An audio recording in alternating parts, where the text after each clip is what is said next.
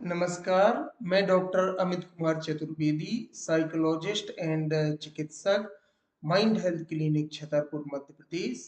I am also a member of mental health and wellbeing committee, Maharaja Chhatrasal Bundelkhand Vishwavidyalaya Chhatarpur Madhya प्रदेश। सबसे पहले एक घोषणा। एमसीबीयू छतरपुर से रिलेटेड कुछ महत्वपूर्ण तथ्य हैं जिनका विश्लेषण स्वतः संज्ञान के आधार पर आवश्यक है, विशेष रूप से करियर मार्गदर्शन के संदर्भ में। हितों के संघर्ष की दशा में मेरा जो प्राथमिकता का क्रम है कि पहले संस्था, उसके बाद संस्था के अधिकारी, प्रशासन, नियोक्ता, फिर अन्य जो स्टेक होल्डर्स हैं या हितग्राही हैं जिनमें छात्र सम्मिलित हैं, और अंत में अगर कोई संघर्ष होता है तो फिर मेरी जो स्वयं की प्राथमिकता है वो सबसे अंत में है।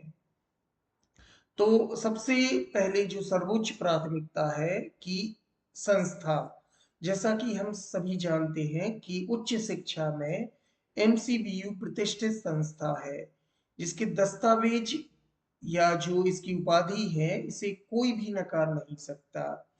परंतु अभी पब्लिक डोमेन में आया है कि कई विभागों में 15 मई या महीनों से कोई शिक्षक ही नहीं है, यानी कि छात्र एडमिटेड हैं या उनका पंजीयन हो गया है लेकिन महीनों से कोई टीचर नहीं है। यहाँ तक कि विभाग अधिकारी के बेहीन है। हाँ, वो अलग चीज है कि प्रभार दूसरे को दे दिया जा गया, लेकिन भाई जो एकेडमिक है, जैसे विषय का जो एक्सपर्ट है वो तो नहीं है। अब कैसे एक अधिकारी चार चार विभाग संभालेगा, कम से कम कक्षाओं से रिलेटेड, एकेडमिक से रिलेटेड, तो ये बड़ी जटिल प्रक्रिया हो सकती है।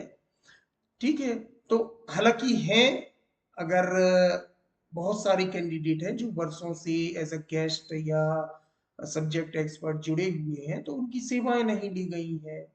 अर्थात जो एनईपी 2020 के अनुसार एकेडमिक की पूर्ति न होने पर जब विद्यार्थी शासकीय सेवा में अगर चयनित हो गया तो क्या होगा कि कई बार प्रतिस्पर्धा हटाने या द्वेषवश जो कॉम्पिटिटर है वो उसकी उपाधि को अमान्य या चुनौती दे सकता है।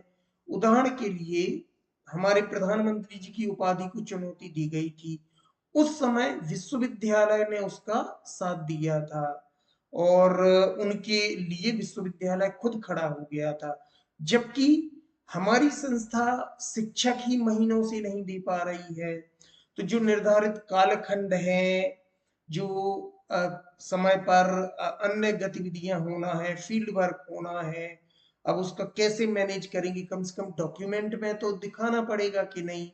मान लीजिए उस समय दूसरा आया और वो उसने कहा कि भाई हमें नहीं पता यार, इनका दस्तावेज ही नहीं है, सीधे सीधे कहेगा कि कोई रिकॉर्ड ही नहीं है, तो आशंका है कि वो कभी भी शासकीय सेवा ही ना दे पाए, या ये भी है कि पता लगा वो अपराधी बन गया, उसके दस्तावेजों को ही फर्जी मान के लोग तमाशा बना दें, तो कम से कम मानसिक प्रताड़ना से तो उसे जूझना पड़ सकता है और लंबी प्रक्रिया में उलझेगा, सो अलग सी बात है। और ये सब केवल मामूली सी एक विसंगति के कारण, या हम कहें कि मेरे ख्याल से कि कम्युनिकेशन पर्याप्त नहीं है फैकल्टीज और प्रशासन के बीच में। I think this is the appropriate reason. दूसरा है